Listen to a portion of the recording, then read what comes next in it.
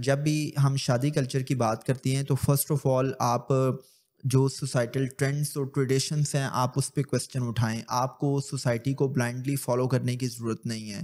اور وہ انسان جو پڑھا لکھا ہے، وہ انسان جو فہم رکھتا ہے، عقل رکھتا ہے، اس کو کسی بھی ٹرینڈ اور ٹریڈیشن پہ کویسچن مارک لگانا چاہیے کہ یہ ٹھیک ہے یا غلط ہے. اگر وہ ٹھیک ہے تو اس کو اڈاپٹ کر لیں، اگر وہ غلط ہے تو اس کو رد کریں، بھلے سے آپ کو سوسائٹی کی کتنی ہی کرٹیسزم کا سامنا کیوں نہ کرنا پڑے.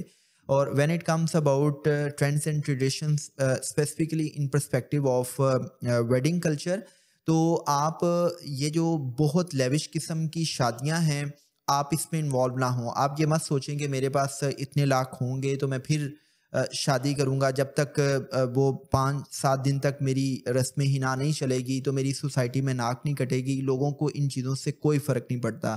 اور وہ انسان جو کانفیڈنٹ ہوتا ہے وہ ہمیشہ اپنے سچ پہ کھڑا ہو جاتا ہے. اس کے پاس اپنے سچ پر کھڑا ہونے کے لیے، درست راستے پر کھڑا ہونے کے لیے مورل جسٹیفیکیشنس ہوتی ہیں.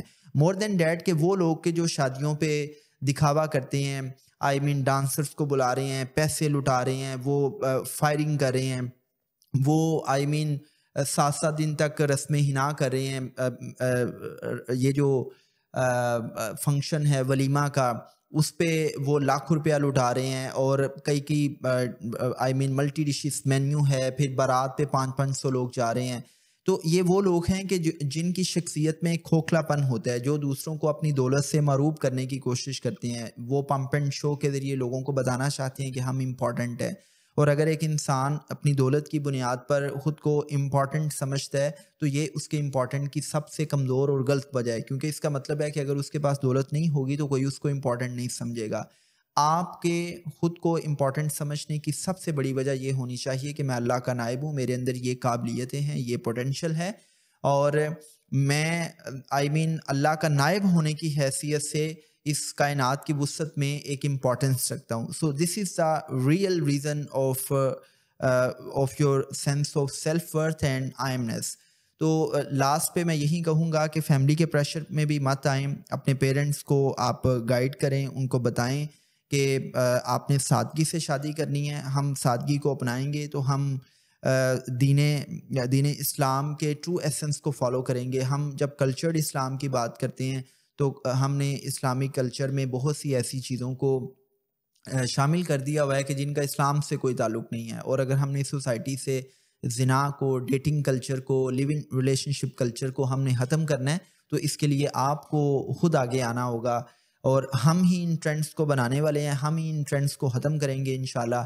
اور یہ جو سوشل میڈیا پر، مین اسٹریم میڈیا پر، ٹی وی ڈراموں میں، موویز میں جو بہت لیوش قسم کی شادیاں دکھائی جاتی ہیں، یہ پاکستان کا فیس نہیں ہے. پاکستان کا ریئل فیس یہ ہے کہ جو بھی چیزیں دکھائی جا رہی ہیں یہ پاکستان میں ہارڈلی 1.2 آئی مین 12 ملین یا 15 ملین لوگ ہیں جو آپ کی ایلیٹ کلاس ہے، جو آپ کی اپر مڈل کلاس ہے، وہ ان چیزوں کو افورڈ کرتی ہے.